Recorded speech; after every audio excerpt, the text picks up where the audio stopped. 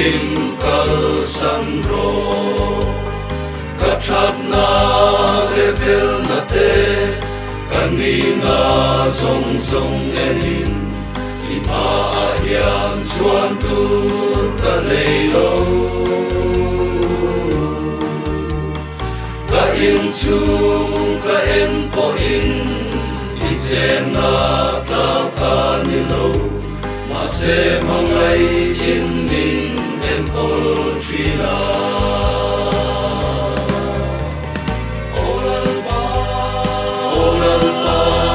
pathian tu e tani kachung te po ngeni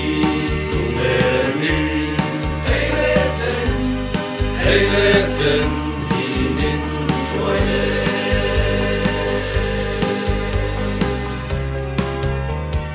kofeli ben anga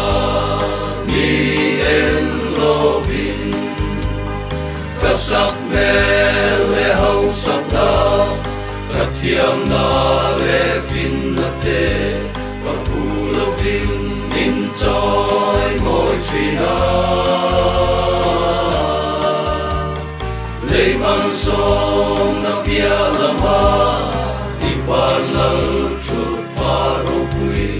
mi chan tiri lal pa kapulo ve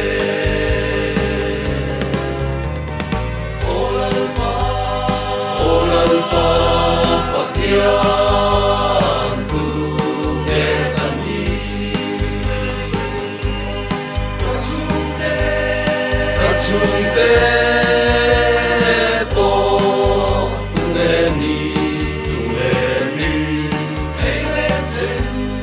hey legend hinin shoye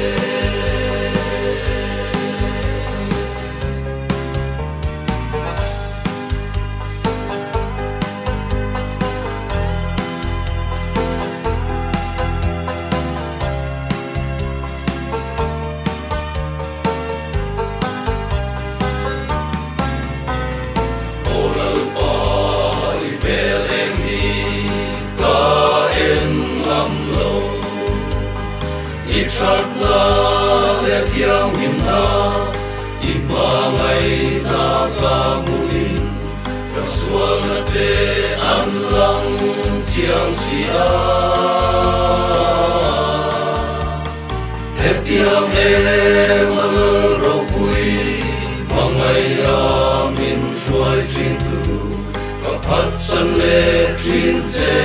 min ngai dam ro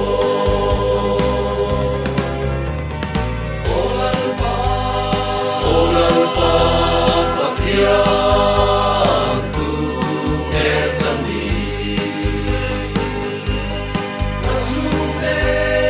kachung te po ngeni hey legend himin shoye